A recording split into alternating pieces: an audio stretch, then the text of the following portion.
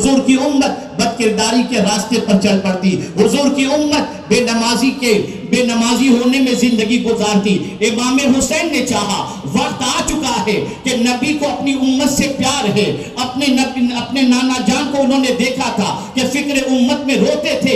امام حسین نے بھی سوچا مجھے میرے نانا جان کو خوش کرنا ہے، میرے نانا جان کی امت کا بھلا ہمیشہ رسول اعظم نے چاہا ہے، صحابہ نے چاہا ہے، تابعین نے چاہا ہے۔ تو امام حسین نے بھی عزم کیا اب اگر میں جان دے دیتا ہوں تو جان دینے کے بعد امام حسین رضی اللہ تعالیٰ عنہ جانتے تھے کہ نبی کی امت سیدھے راستے کی مسافر بن جائے گی۔ ان کے سامنے دو قیادتیں ہوں گی، ایک یزید اور ایک امام حسین۔ اللہ اکبر! جب امام حسین کا کردار دیکھے گی، امام حسین کا اسٹینڈ دیکھے گی، امام حسین کا راستہ دیکھے گی، امام حسین کا طریق دیکھے گی تو یہ امت سمجھ جائے گی جس راستے پر نوجوانان جنت کا سردار ہے وہی راستہ صحیح ہے۔ اب وہ چلے گی تو یزید کے راستے پر نہیں، حسین کے راستے پر چل کر یہ جنت کی مسافر بن جائے گی۔ تو در حقیقت وہ فکر امت جو رسول اعظم صلی اللہ علیہ وسلم کو تھی، اسی فکر امت نے مخدوم سمنا کو ترک سلطنت کا جذبہ عطا فرمایا، اسی فکر امت نے غوث پاک کو بغداد کی سرزمین پر آنے پر مجبور کیا، اسی فکر امت نے سلطان الہند کو ہندوستان کی سرزمین پر آنے پر مجبور کیا، اور اسی فکر امت نے حضور مبلغ اسلام کو ہندوستان کی سرزمین سے افریقہ کی سرزمین اور قریب کوچوں میں جانے پر مجبور کیا۔ یہ فکر امت تھی۔ اے رسول اعظم صلی اللہ علیہ وسلم کے دیوانوں، آج ہمارا حال یہ ہے کہ ہم فکر امت کی بات تو کرتے ہیں لیکن فکر ذات سے باہر نہیں نکل پاتے۔ ہماری زبان، ہم جب بھی اٹھتے ہیں تو قوم کے نام پر اٹھتے ہیں، رعایا کے نام پر اٹھتے ہیں، لیکن رعایا کی ایک اینچ فائدے والی بات نہیں ہوتی، فائدے والی بات ہوتی ہے تو ہماری ہوتی ہے۔ لیکن قرآن کہتا ہے کہ جو اللہ کے رسول کی فکر کے علم بردار ہیں ان کا معاملہ یہ ہے کہ وہ اپنی جانوں پر دوسروں کو ترجیح دیتے ہیں، چاہے خود کو کتنی ہی محتاجی کیوں نہ ہو، اس لیے کہ بھوکا رہ کر اوروں کو کھلانا یہی فکر مصطفیٰ صلی اللہ علیہ وسلم ہے۔ اے رسول اعظم صلی اللہ علیہ وسلم کے دیوانوں، اور کامیاب کون ہے؟ قرآن نے واضح طور پر فرما دیا وَمَن يُوقَ شُحَّ نَفْسِهِ فَأُولَٰئِكَ هُمُ الْمُفْلِحُونَ۔ جو نفس کی لالچ سے بچایا گیا وہ کامیاب ہو گیا۔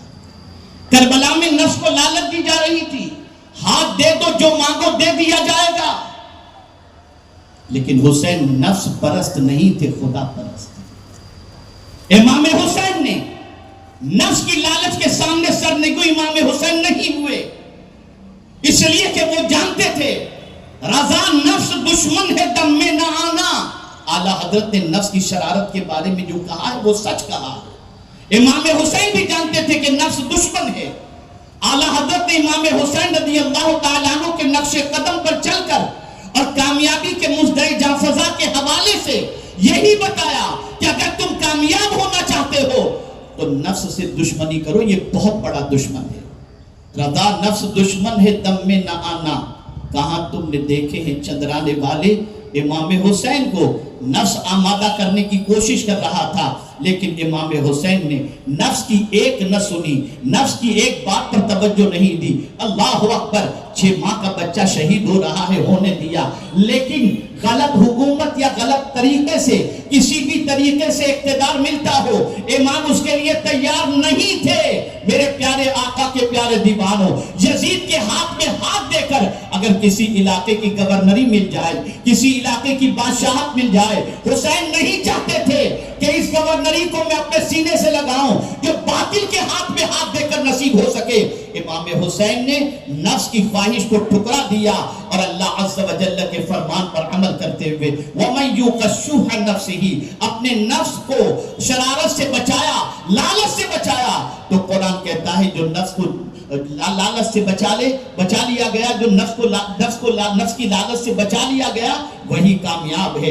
جتنے بھی انسان ناکام ہوتے ہیں، پریشان ہوتے ہیں، تباہ برباد ہوتے ہیں، وہ نفس کی لالچ کے شکار کی بنیاد پر۔ یہی وجہ ہے کہ حضرت عبد الرحمن ابن عوف رضی اللہ المولا تبارک و تعالی عنہ بارگاہ سمدیت میں ہمیشہ دعا کرتے تھے، اے اللہ نفس کی لالچ سے مجھے بچا، ان سے کہا گیا آپ ہمیشہ یہ دعا کیوں کرتے ہیں؟ تو ارشاد فرماتے ہیں نفس ہی کی لالچ چوری بھی کرواتی ہے، نفس ہی کی لالچ گنڈا گردی بھی کرواتی ہے، نفس ہی کی لالچ حرام کی طرف بڑھاتی ہے۔ میں نے اسی لیے نفس کے حرص سے بچنے کی دعا کی ہے تاکہ میں اللہ کی بارگاہ میں سرخرو ہو سکوں اور کامیاب ہو سکوں۔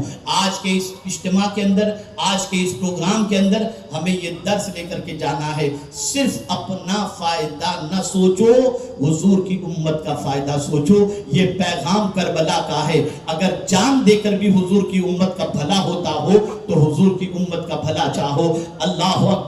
اعلیٰ حضرت عظیم البرکت امام عشق و محبت اسی لیے کہتے ہیں ایک میرا ہی رحمت پہ دعویٰ نہیں، شاہ کی ساری امت پہ لاکھوں سلام۔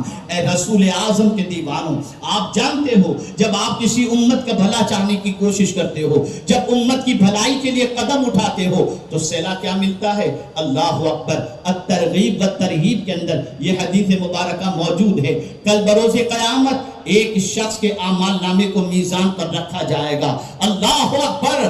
اعمال نامے کے اندر گناہ کی کثرت کی بنیاد پر اس کا نیکی کا پلڑا ہلکا ہوگا، گناہ کا پلڑا بھاری ہوگا۔ آقا کریم صلی اللہ علیہ وسلم تشریف لائیں گے اور رب قدیر کی بارگاہ میں عرض کریں گے مولا میرے اس امتی کی بخشش فرما دے، اس لیے کہ یہ میرے امتی کے نامہ اعمال کے اندر گناہ زیادہ ضرور ہیں لیکن اس کی ایک نیکی ایسی ہے جس کی وجہ سے میں سفارش کر رہا ہوں، اور وہ نیکی یہ ہے کہ زمین پر میرا ایک امتی پریشان تھا، اس کی پریشانی کو دور کرنے کے لیے یہ چند قدم چلا تھا، مولا اس نے دنیا میں میری امت کی پریشانی دور کی، آج میں اس کی پریشانی کی دوری کی سفارش کر رہا ہوں۔